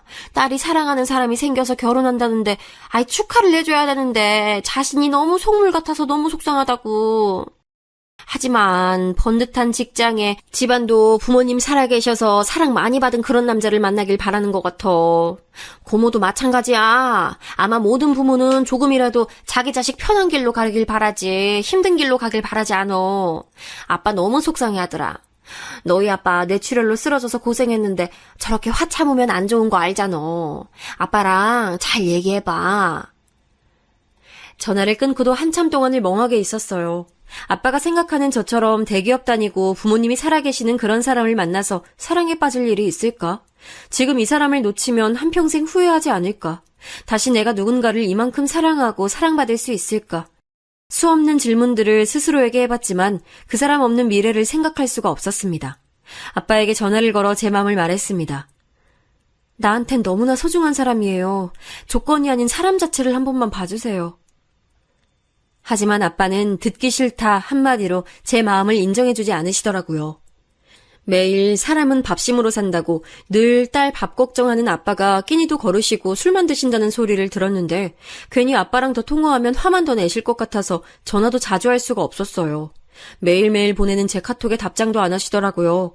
엄마 돌아가시고 25년을 둘이서 살아왔는데 아빠에게 무시당한다는 생각을 한 적이 없었는데 답장조차 안 하는 아빠를 보니 서러움에 눈물이 났습니다.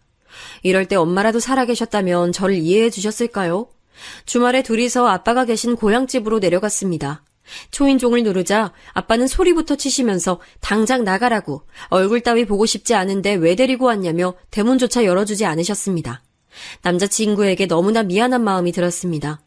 1시간 정도 밖에서 기다리다가 억지로 대문을 열고 들어가려고 하자 남자친구가 오늘은 그만 돌아가자 하면서 괜찮다고 각오한 일이라고 토닥여주는데 정말 눈물과 함께 미안함에 몸둘 바를 모르겠더라고요. 4시간이나 걸려서 운전해서 왔는데 문전박대를 당하니 서럽고 마음도 아팠습니다. 그렇게 또 일주일이라는 시간이 지났습니다. 남자친구는 이번 주에도 또 고향집을 내려가자고 하더라고요. 솔직히 지난주에 문전박대 했으니 이번 주에는 문은 열어주시겠지 생각했습니다. 얼굴이라도 보여드리고 인사라도 시켜주고 싶은 마음이 컸습니다. 고모에게 미리 내려간다고 언지를 드렸는데 아빠는 집에 계시지 않았습니다. 전화기 전원도 꺼두시고 사라지신 아빠는 아마 저랑 남자친구를 만나기 싫어서 일부러 자리를 피하신 것 같았습니다. 그날 아빠가 전화를 받으실 때까지 100통이 넘게 전화를 한 것 같네요. 주말 내내 아빠를 기다렸지만 전화 한 통 받지 않으시던 아빠 때문에 서울 올라오는 내내 울었습니다. 오히려 남자친구는 미안하다며 저를 달래주는데 너무 화가 나더라고요. 아빠가 보실지 모르지만 문자를 보냈습니다. 이렇게 딸 마음에 상처 주면서 자리를 피하시면 좋으시냐고. 한 번만 만나달라고 사정을 하는데 이렇게 피하면 나랑 인연 끊고 싶어서 이러시냐고. 아빠 없이 결혼식은 못하니까 혼인신고만 하고 살까? 아빠가 바라는 게 이런 거야? 저 또한 나중에 후회할 거라는 걸 알았지만 아빠에게 상처 주는 말만 나오더라고요. 그 이후 2주 동안 아빠는 제게 연락이 없었습니다. 저 또한 연락을 안 했습니다. 어차피 제 전화는 안 받으시고 남자친구 연락도 안 받으시더라고요. 그 사이에 남자친구는 매일 아버지께 문자를 보냈다고 합니다. 자기소개부터 날씨 이야기, 야구 이야기 등 매일 안부 문자처럼 보냈다는 걸 한참 후에 알게 됐습니다. 수신 차단을 했는지 전화도 안 받으시던 아빠가 어느 날 전화를 받으시더라고요. 그날 저희 셋에게 큰 사건이 일어났습니다. 아빠, 잘 지냈어? 우리 너무 오랜만에 목소리 듣는다. 고모가 그러시던데 아빠 밥도 잘 안 드셨다면서. 아빠 나 너무 속상해. 아빠 우리 만나서 다시 얘기해요. 나 이번 주에 내려고라고 해. 그 사람이랑 같이. 한 번만 만나봐 아빠. 그 사람 진짜 좋은 사람이야. 우리 둘에게 좋은 가족이 돼줄 거야.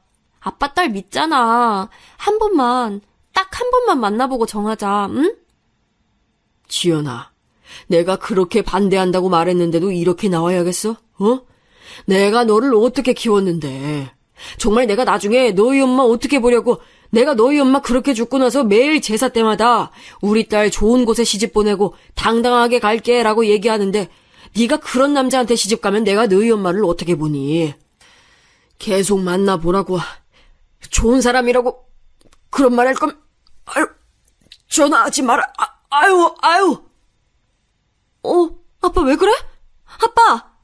아빠 대답 좀 해봐, 아빠! 제발! 평소 혈압이 높고 뇌출혈이 있었던 아빠라 너무나 걱정이 됐습니다. 119에 신고를 하고 근처에 사는 아빠 친구분께 전화를 걸어 병원으로 이송했습니다. 그 사이 저는 회사의 사정을 얘기하고 남친에게도 아빠 소식을 전하니 바로 저희 회사까지 왔습니다. 혼자 운전해서 내려가면 위험하니까 본인이 운전해주려고 왔다고 남자친구와 함께 최대한 빨리 내려갔습니다.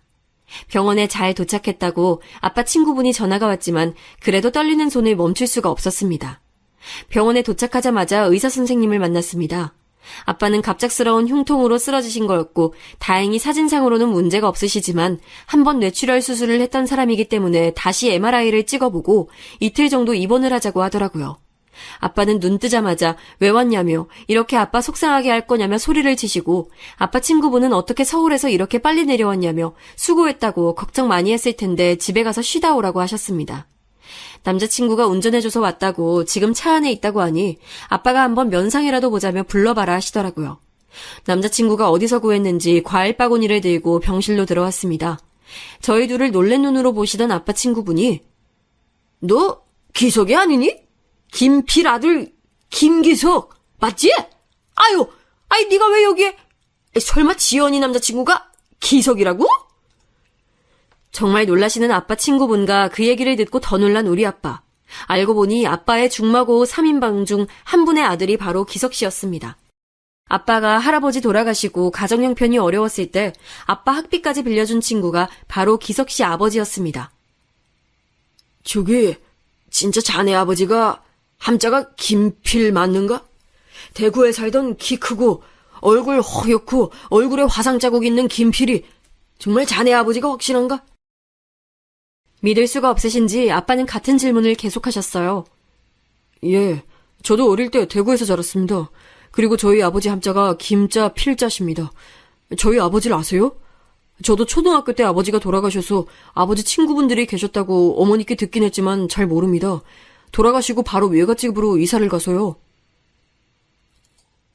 아이고, 어찌 일이 이렇게 됐냐? 우리가 너를 얼마나 찾았는지. 너희 아버지 그렇게 사고로 돌아가시고 지연이 아빠랑 나랑 너희 아버지한테 받은 것들 너희 모자한테 갚아주려고 너희 어머니한테도 연락도 하고 했는데 한자코 괜찮다고 하시더니 이렇게 만나네. 아유, 어머니는 잘 계시지? 저희 어머니 1년 반쯤 아버지 곁으로 가셨어요. 갑자기 쓰러지셔서. 그래서 지연 씨 아버님 쓰러지셨다는 말에 많이 놀랐습니다. 작업 중에 바로 달려와서 제대로 된 복장이 아니네요. 다음번에 정식으로 찾아뵙겠습니다. 그날 저녁 아빠랑 둘이 병실에 있는데 아빠가 먼저 말을 꺼내더라고요. 아빠에게는 정말 소중한 친구가 둘이 있는데 그중 한 명이 오늘 달려와준 친구고 또 한 명이 20년 전 먼저 저 세상 간 친구라고. 학교 다닐 때 학생회비 없을 때 남몰래 빌려주고 대학 입학금도 몰래 마련해준 그 친구 덕분에 대학까지 다닐 수 있었다고 정말 고마운 친구였다고 우시는 아빠를 보니 저 또한 마음이 아팠습니다. 저도 어릴 때부터 아빠에게 친구분 얘기를 진짜 많이 들었거든요. 저희 엄마 돌아가셨을 때 아빠를 대신해서 저희 집에서 어린 저를 케어해주신 분이라고. 그때 저야 어린아이였으니 기억이 가물가물하지만 아빠 친구분이라는 분과 아주머니가 밥과 반찬을 차려주시고 늘 예쁜 옷을 사주시고 했던 기억이 났습니다. 아, 그분이 기석 씨 부모님이셨구나. 살아계셨다면 아빠가 이렇게 반대하지 않았을 텐데. 라는 생각도 들었습니다. 그날 밤 아빠는 많은 생각에 잠기신 것 같았어요. 그렇게 반대하던 딸의 남자친구가 꼭 다시 만나고 싶었던 친구의 하나 남은 아들이고 가족으로 받아달라고 온 친구의 아들을 매정하게 뿌리칠 수도 그렇다고 선뜻 받아들이기도 쉽지 않으셨겠죠. 퇴원하시고 아빠는 친구분과 한잔하러 가시겠다고 딱 맥주 한 잔만 하고 올게 하고 나가셨습니다. 본가에 오니 어릴 때 사진 속에서 기석 씨 사진도 기석 씨 부모님 사진도 쉽게 찾을 수 있었습니다. 우리가 어린 시절에 이렇게 만났구나. 아빠, 엄마, 그리고 기석 씨 부모님이 아기인 저희를 안고 있는 사진을 보니 울컥 눈물이 났습니다. 아마 이 사진을 보여주면 기석 씨도 저와 같은 마음일 것 같아요. 사진을 계속 보고 있으니 왠지 우리 둘은 이때부터 인연이었다는 생각이 들었습니다. 그리고 돌아가신 기석 씨 부모님이 우리를 만나게 해준 건 아닐까라는 생각도 들었습니다. 용씨가 내가 어떻게 해야... 아유, 정말 한숨만 나온다. 피리가 나한테 어떤 친구였는데 내가 힘들 때마다 제일 먼저 손 내밀어준 친구고 피리 부모님이 나한테 어떻게 하셨는데 도시락도 늘 2개씩 네모까지 주시곤 했는데 살아생전 한 번도 갚아드리지도 못했는데 그런데 너도 알잖아. 내가 지연이 어떻게 키웠는지. 참 사람이 간사하다. 우리 지연이 엄마 저 세상 가고 내가 무너졌을 때 나를 일으켜준 사람이 바로 피리네 부부인데. 우리 딸 입학할 때 옷도 사주고 소풍날에 김밥도 만들어서 몰래 가져다주고 정말이지 내가 어떻게 해야 할지. 아이 돈 많은 집에 시집가서 솔직히 우리 딸 편하게 살기 바라기도 했고 나랑 지연이 둘밖에 없으니 시댁 식구들이라도 식구가 많은 집에 시집가서 새로운 가족들이 생기길 원했어. 내가 정말 이기적인 놈이지. 그래, 알지. 너무 잘 알지. 지연이 엄마가 그렇게 허무하게 가고 나서 30대 중반 젊은 나이에 네가 혼자서 재혼도 안 하고 지연이만 바라보면서 좋은 아빠 한다고 그 누구보다 노력한 거 내가 다 안다. 하지만 피리가 너에게 아들 하나 줬다 생각하면 안 되겠니? 아이 지연이도 잘 벌고 있고 목수도 피리 닮아서 손재주가 좋았나 보네. 아 요즘은 목수 같은 전문직도 알아준다더라. 우리 세대랑 다르잖아. 아들 녀석이 아빠 닮아서 손재주가 좋았나 봐. 아이 피리 녀석 닮았음 지연이한테도 잘할 거야. 피리가 재수 씨한테 얼마나 잘했는데. 그 누구보다 지연이 아껴주고 사랑해주면서 살면 그게 잘 사는 거요. 아이 너한테도 아들 하나 생겼다 생각하고 애들 마음 아프게 그만 반대하고 오늘은 딱 맥주 한 캔만 마시고 들어가자. 지연이 기다려. 친구분이랑 얘기를 끝낸 아빠가 집으로 들어오셨어요. 아빠가 남자친구를 다시 한 번 더 보고 싶다고 하시더라고요. 주말에 같이 내려오라고 기다리고 있겠다고. 전 아빠를 안으며 아빠 고마워요. 정말 고마워. 아빠한테 쉽지 않을 결정이라는 거 알아. 정말 아빠 고마워. 주말에 만나요? 그에게 전화해 사정을 얘기했습니다. 그는 아버지 납골당에 와 있다고 하더라고요. 지연씨, 나도 말이야. 아빠에게 찾아가서 처음으로 도와달라고 말하고 왔어. 엄마가 사실 혼자서 나를 키우시느라 정말 고생 많이 해서 조금은 아빠에 대한 원망을 가슴속에 담고 살았어요. 근데 이 순간 아빠한테 나 허락받을 수 있게 도와달라고 빌고 싶더라. 돌아가신 아빠 대신 지연씨 아버지를 내 아버지로 생각하면서 살겠다고. 다음엔 지연씨도 데리고 올 수 있게 도와달라고 말하고 왔어. 우린 서로 웃다가 울다가 긴 통화를 마치고 주말에 만났습니다. 한껏 꾸미고 나온 그를 보니 정말 이제 결혼 승낙을 받으러 가는구나 싶었어요. 당일치기로 갔다 오려고 했는데 그는 한 짐을 싸서 왔더라고요. 왜 이렇게 짐이 많냐 물으니 그는 아버지와 함께 일주일이라는 시간을 보내겠다고 하더라고요. 남자친구는 아빠가 좋아하는 낚시부터 삼성 라이온즈 야구표까지 아빠에게 제가 해드릴 수 없는 것들을 같이 하면서 친해지고 싶다고 말했습니다. 이렇게 마음이 따뜻한 남자가 내 남자라니 조건이 좋은 남자보다 결국은 편하고 언제나 내 편이 되어줄 수 있는 남자가 최고란 생각이 들었어요. 결혼이 현실이지만 글쎄요. 그 매일 반복되는 하루가 행복해지는 조건이 아니라면 돈만 바라보고 서로 비슷한 학벌, 연봉에 맞춰서 하는 결혼만이 행복한 건 아니겠죠. 드디어 집에 도착했습니다. 아빠가 먼저 보고 싶다고 했지만 그래도 떨리더라고요. 그는 제 손을 잡고 걱정하지 마, 다 잘 될 거야 하면서 저를 안심시켰습니다. 아버님, 저희 왔습니다. 하면서 웃으며 집으로 들어갔습니다. 그의 손을 잡고 집으로 들어가면서 아, 나는 평생 이 손을 못 놓겠구나 라는 확신이 들었습니다.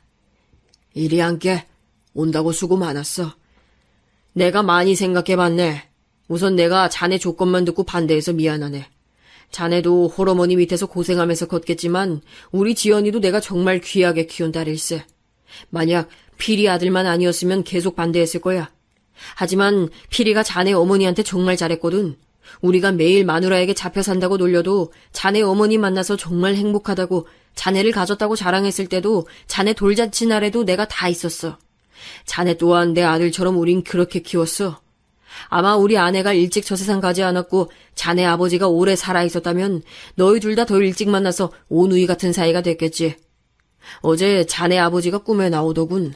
나를 웃으면서 부르는데 자네 얼굴이랑 겹쳐서 보이는 거야. 그래서 결심했네. 자네를 내 아들로 받아들이겠다고. 우리 지연이 잘 부탁하네. 아버님, 정말 감사합니다. 안 그래도 혹시나 반대하시면 아버님 옆에서 일주일간 붙어서 허락받으려고 짐 싸왔습니다. 사실 아버지가 일찍 돌아가셔서 아버지와 무언가를 추억을 공유한 적은 없습니다. 우선 아버님이 좋아하시는 낚시부터 배우겠습니다. 제가 손으로 하는 건 무엇이든 잘합니다. 아버님 아들로서 그리고 지연 씨의 남편으로 최선을 다해 살아가겠습니다. 정말 실망시켜드리는 일 없이 잘하겠습니다. 허락해주셔서 감사합니다. 아빠, 우리 예쁘게 잘 살게요. 허락해주셔서 너무 감사해요. 아빠랑 그렇게 싸우고 나 많이 울었어요.